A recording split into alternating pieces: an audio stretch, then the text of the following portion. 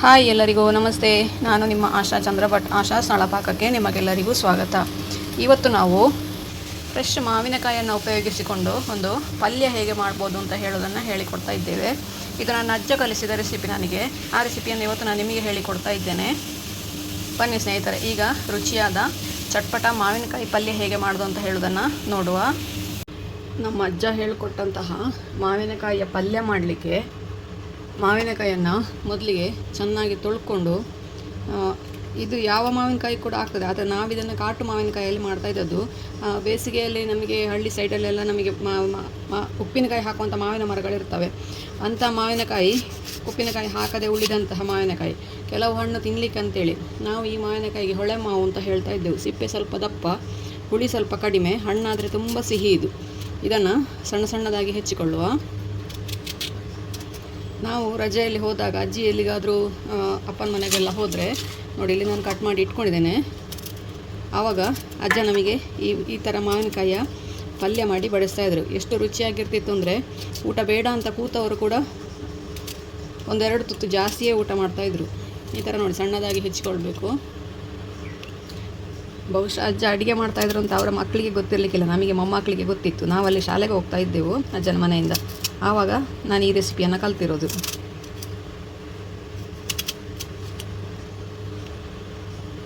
ಇದರಲ್ಲಿ ನೋಡಿ, ಈಗ ಕೆತ್ತುವಾಗ ಉಳಿದ ಪಲ್ಪನ್ನು ಕೂಡ ಎಲ್ಲ ಕೂಡ ಹಾಕಿಕೊಳ್ಬೋದು. ಇದರಲ್ಲಿ ಯಾವುದನ್ನು ಬಿಸಾಡೋ ಅವಶ್ಯಕತೆ ಇಲ್ಲ. ಬೇಯಿಸಲಿಕ್ಕೆ ಟೈಮ್ ಉಂಟಾದರೆ ಗೊರಟು ಕೂಡ ಹಾಕಿಕೊಳ್ಬೋದು. ಗೊರಟನ್ನು ಸೈಡಲ್ಲಿರೋ ಪಲ್ಪೆಲ್ಲ ನಾನು ಕೆತ್ತಿ ಹಾಕ್ತಾಯಿದ್ದೇನೆ.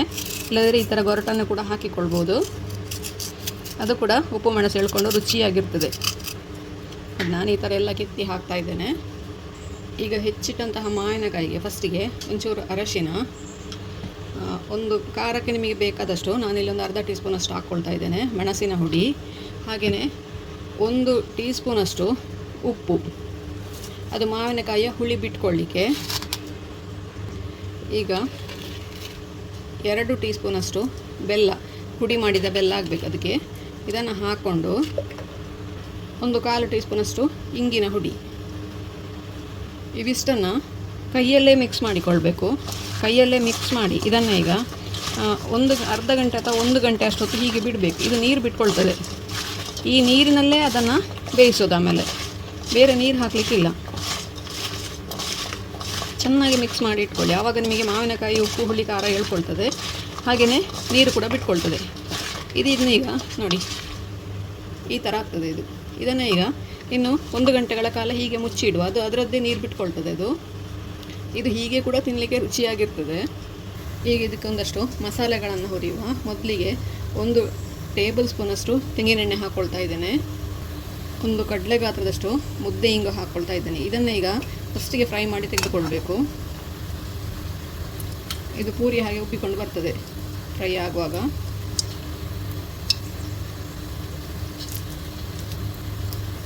ಇದು ನೋಡಿ ಫ್ರೈ ಆಗಿ ರೆಡಿ ಆಯಿತು, ಕಲರ್ ಚೇಂಜ್ ಆಯಿತು ಇದರದ್ದು. ಇದನ್ನು ತೆಗೆದಿಟ್ಕೊಳ್ಳುವ. ಇದೇ ಎಣ್ಣೆಗೆ ಈಗ 5 ಬ್ಯಾಡಗಿ ಮೆಣಸು ಹಾಕ್ಕೊಳ್ತಾ ಇದ್ದೇನೆ. ಇದು ನಿಮ್ಮ ಖಾರಕ್ಕೆ ಬೇಕಾದಷ್ಟು ಹಾಕ್ಕೊಳ್ಬೋದು. ನಾನಿಲ್ಲಿ 5 ಹಾಕ್ಕೊಂಡಿದ್ದೇನೆ. ಹಾಗೆಯೇ 2 ದಂಡಷ್ಟು ಕರಿಬೇವು, 1 ಟೇಬಲ್ ಸ್ಪೂನಷ್ಟು ಕಡಲೆಬೇಳೆ, 1 ಟೇಬಲ್ ಸ್ಪೂನಷ್ಟು ಉದ್ದಿನಬೇಳೆ, 4 ಕಾಳು ಮೆಂತೆ, 1 ಟೇಬಲ್ ಸ್ಪೂನಷ್ಟು ಕೊತ್ತಂಬರಿ, 1 ಟೀ ಸ್ಪೂನಷ್ಟು ಜೀರಿಗೆ, ಕೊನೆಗೆ 1/4 ಟೀ ಸ್ಪೂನಷ್ಟು ಸಾಸಿವೆ. ಸಾಸಿವೆ ಹಾಕೋ ಉದ್ದೇಶ ಅಂದರೆ, ನಮ್ಮ ಮಸಾಲೆಗಳೆಲ್ಲ ಫ್ರೈ ಆಗುವಾಗ ಸಾಸಿವೆ ಸಿಡಿಲಿಕ್ಕೆ ಶುರುವಾಗ್ತದೆ. ಅದಕ್ಕೋಸ್ಕರ ಸಾಸಿವೆ ಹಾಕೋ ಉದ್ದೇಶ. ಇದು ನಮ್ಮ ಅಜ್ಜನೇ ಹೇಳಿಕೊಟ್ಟ ಟ್ರಿಕ್ ಇದು.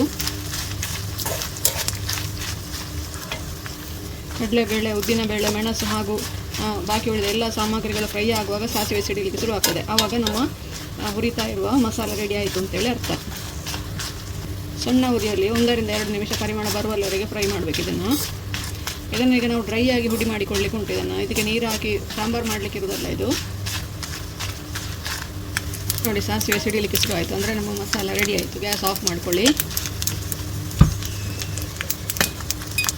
ಈಗ ಹಿಂಗನ್ನು ಕೂಡ ಇದಕ್ಕೆ ಹಾಕ್ಕೊಳ್ತೇನೆ.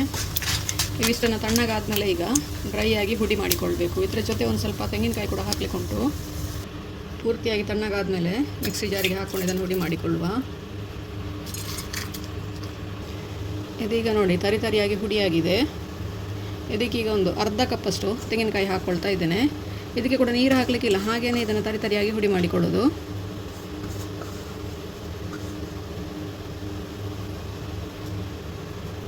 ಇದು ನೋಡಿ ಇಷ್ಟಕ್ಕೆ ರೆಡಿ ಆದರೆ ಸಾಕು. ಇದನ್ನು ಈಗ ಸೈಡಿಗೆ ಇಟ್ಕೊಳ್ಳುವ. ಉಪ್ಪು ಖಾರ ಹಾಕಿಟ್ಟ ಮಾವಿನಕಾಯಿ ನೋಡಿ ನೀರು ಬಿಟ್ಕೊಂಡಿದೆ. ಇದನ್ನೀಗ ಒಗ್ಗರಣೆ ಮಾಡುವ.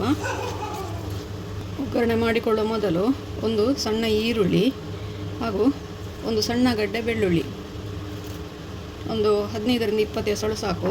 ಇವನ್ನು ಕುಟ್ಟಿ ಪುಡಿ ಮಾಡಿಕೊಳ್ಬೇಕು.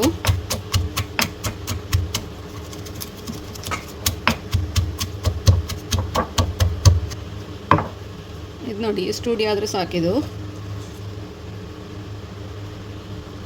ಬಾಣಲೆ ಬಿಸಿ ಆಗಲಿಕ್ಕೆ ಇಟ್ಟು 2 ಟೇಬಲ್ ಸ್ಪೂನಷ್ಟು ಕೊಬ್ಬರಿ ಎಣ್ಣೆ ಹಾಕ್ಕೊಂಡಿದ್ದೇನೆ. ಒಗ್ಗರಣೆಗೆ ಉದ್ದಿನಬೇಳೆ, ಸಾಸಿವೆ ಹಾಗೂ ಕರಿಬೇವು ಇಷ್ಟನ್ನು ಹುರಿದಾದ್ಮೇಲೆ ನಾವೇನು ಕುಟ್ಟಿ ಪುಡಿ ಮಾಡಿ ಇಟ್ಕೊಂಡಿದ್ದೇವೆ ಈರುಳ್ಳಿ ಹಾಗೂ ಬೆಳ್ಳುಳ್ಳಿ ಇವನ್ನು ಹಾಕ್ಕೊಳ್ಳಿ.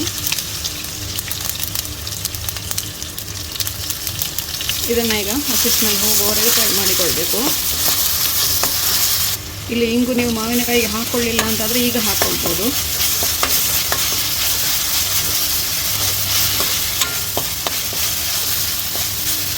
ಬೆಳ್ಳುಳ್ಳಿ ಇಷ್ಟ ಇಲ್ಲದವರು ಬೆಳ್ಳುಳ್ಳಿ ಸ್ಕಿಪ್ ಮಾಡಿಕೊಳ್ಬೋದು, ಅಥವಾ ಇದು ಎರಡು ಕೂಡ ಬೇಡ ಅಂತ ಹೇಳೋರು ಇದು ಎರಡನ್ನು ಕೂಡ ಸ್ಕಿಪ್ ಮಾಡಿಕೊಳ್ಬೋದು. ಹಾಕಿದರೆ ಮಾತ್ರ ತುಂಬ ರುಚಿಯಾಗಿರ್ತದೆ. ಇದು ನಿಮಗೆ ಎಷ್ಟು ಬೇಕು ಅಷ್ಟು ಹಾಕ್ಕೊಳ್ಬೋದು. ನಾನಿಲ್ಲಿ 1 ಗಡ್ಡೆ ಹಾಕೊಂಡಿದ್ದೇನೆ. ಈರುಳ್ಳಿ ಹಾಗೂ ಬೆಳ್ಳುಳ್ಳಿ 1 ಗಡ್ಡೆ ಹಾಕ್ಕೊಂಡಿದ್ದೇನೆ. ಜಾಸ್ತಿ ಇಷ್ಟಪಡೋರು ಜಾಸ್ತಿ ಕೂಡ ಹಾಕ್ಕೊಳ್ಬೋದು ಇದರಲ್ಲಿ. ಈಗ ನೋಡಿ ನಾವೇನು ನೆನೆಯಲಿಕ್ಕೆ ಬಿಟ್ಟಿದ್ದೇವೆ ಆ ಮಾವಿನಕಾಯನ್ನು ನೀರು ಸಹಿತ ಇಟ್ಟು ಹಾಕೊಳ್ಳುವ. ಉಪ್ಪು ಹುಳಿ ಖಾರ ಎಲ್ಲ ಕೂಡ ಇದರಲ್ಲಿ ಇದೆ. ಈಗ ಇದು ಬೆಂದ ನಂತರ ಉಪ್ಪು ಕಡಿಮೆ ಇದ್ದರೆ ಮತ್ತೆ ಸೇರಿಸ್ಕೊಳ್ಳುವ. ಈಗ ನಾವು ಹಾಕುವ ಅವಶ್ಯಕತೆ ಇಲ್ಲ, ಯಾಕೆ ನಾವು ಇದಕ್ಕೆ ಹಾಕ್ಕೊಂಡಿದ್ದೇವೆ. ಹಾಗಾಗಿ ಬೆಲ್ಲ ಕೂಡ ಹಾಕಿದ್ದೇವೆ, ಉಪ್ಪು ಕೂಡ ಹಾಕಿದ್ದೇವೆ, ಖಾರ ಕೂಡ ಹಾಕ್ಕೊಂಡಿದ್ದೇವೆ. ಖಾರ ನಮಗಿನ್ನು ಪುನಃ ಮಸಾಲೆಯಲ್ಲಿ ಪುನಃ ಇದೆ ಅದರಲ್ಲಿ. ಹಾಗಾಗಿ ಇದನ್ನು ನೋಡಿಕೊಂಡು ಕೊನೆಗೆ ಉಪ್ಪು ಬೇಕು ಅಂತಾದರೆ ಹುಡಿ ಉಪ್ಪು ಸೇರಿಸ್ಕೊಳ್ಳುವ. ಈಗ ಇದನ್ನು ಸಣ್ಣ ಉರಿಯಲ್ಲಿ ಮಾವಿನಕಾಯಿ ಬೇಯುವವರೆಗೆ, ತುಂಬ ಮೆತ್ತಗೆ ಬೇಯಬೇಕು ಅಂತಿಲ್ಲ, ಸ್ವಲ್ಪ ಗಟ್ಟಿಯಾಗಿ ಇರಲಿ ಹೋಳುಗಳು. ಅಷ್ಟರವರೆಗೆ ಇದನ್ನು ಬೇಯಿಸ್ಕೊಂಡು ಒಂದು 4ರಿಂದ 5 ನಿಮಿಷ ಸಾಕಾಗ್ತದೆ. ಆವಾಗ ಒಂದೆರಡು ಸರ್ತಿ ಮುಗಿಸಿಕೊಳ್ಳುವ. ಅದನ್ನು ಎಲ್ಲ ಕಡೆ ಕೂಡ ಒಂದೇ ಥರ ಬೇಯಲಿ ಅಂತೇಳೋ ಉದ್ದೇಶಕ್ಕೋಸ್ಕರ. ಯಾಕೆಂದರೆ ನೀರು ನಾವು ಹಾಕಲಿಲ್ಲ, ಅದರದ್ದೇ ನೀರಿರೋದು ಅದರಲ್ಲಿ, ಸ್ವಲ್ಪ ಕಡಿಮೆ ಇರ್ತದೆ ಅದು. ಹಾಗಾಗಿ ಇದು ಮಾವಿನಕಾಯಿ ಒಂದು ಸ್ವಲ್ಪ ಹುಳಿ ಇದೆ, ಬೆಲ್ಲ ಇನ್ನೂ ಸ್ವಲ್ಪ ಬೇಕು ಅಂತ ಅನ್ನಿಸ್ತಾ ಇದೆ ನನಗೆ. 1 ಟೀ ಸ್ಪೂನಷ್ಟು ಪುನಃ ಸೇರಿಸ್ಕೊಳ್ತಾ ಇದ್ದೇನೆ. ಹಾಗೆಯೇ ಉಪ್ಪು ಕೂಡ. ಮಾವಿನಕಾಯಿ ನೋಡಿ ಬೇಯ್ತಾ ನೀರು ಬಿಟ್ಕೊಳ್ತಾ ಹೋಯ್ತದು. ಇದು ಆಲ್ಮೋಸ್ಟ್ 75% ಅಷ್ಟು ಬೆಂದಿದೆ. ಈಗ ಇದನ್ನೀಗ ದೊಡ್ಡ ಉರಿ ಮಾಡಿ ನೀರು ಆರಿಸ್ಕೊಳ್ತಾ ಇದ್ದೇನೆ. ನೋಡಿ ಇದೀಗ ಇಷ್ಟು ನೀರು ಇರುವಾಗಲೇ ಇದಕ್ಕೆ ನಾವೇನು ಮಸಾಲೆ ರುಬ್ಬಿ ಇಟ್ಟಿದ್ದೇವೆ ಇದನ್ನು ಪೂರ್ತಿಯಾಗಿ ಹಾಕ್ಕೊಳ್ತಾ ಇದ್ದೇನೆ. ಪುಡಿ ಮಾಡಿದ ಅಷ್ಟು ಮಸಾಲೆಯನ್ನು ಹಾಕ್ಕೊಳ್ಳಿ. ಇದನ್ನೀಗೊಮ್ಮೆ ಚೆನ್ನಾಗಿ ಮಿಕ್ಸ್ ಮಾಡಿಕೊಳ್ಳುವ. ಅದರಲ್ಲೊಂದು ಸ್ವಲ್ಪ ನೀರು ಕೂಡ ನಾವು ಮಸಾಲೆ ಹಾಕಿದಾಗ ಆ ಮಸಾಲೆಯಲ್ಲಿರೋ ಬೇಳೆಗಳು ಎಳ್ಕೊಳ್ತವೆ. ಹಾಗಾಗಿ ಪೂರ್ತಿಯಾಗಿ ನೀರು ಆರಿಸಬೇಕು ಅಂತ ಏನಿಲ್ಲ. ಅದನ್ನು ನೋಡಿ ನಮ್ಮ ಪಲ್ಯದ ಹದ ಬಂತು ನೋಡಿ. ರುಚಿಯಾದ ಚಟ್ಪಟ ಮಾವಿನಕಾಯಿಯ ಪಲ್ಯ, ಅದು ಫ್ರೆಶ್ ಮಾವಿನಕಾಯಿಯ ಪಲ್ಯ ರೆಡಿ ಆಯಿತು.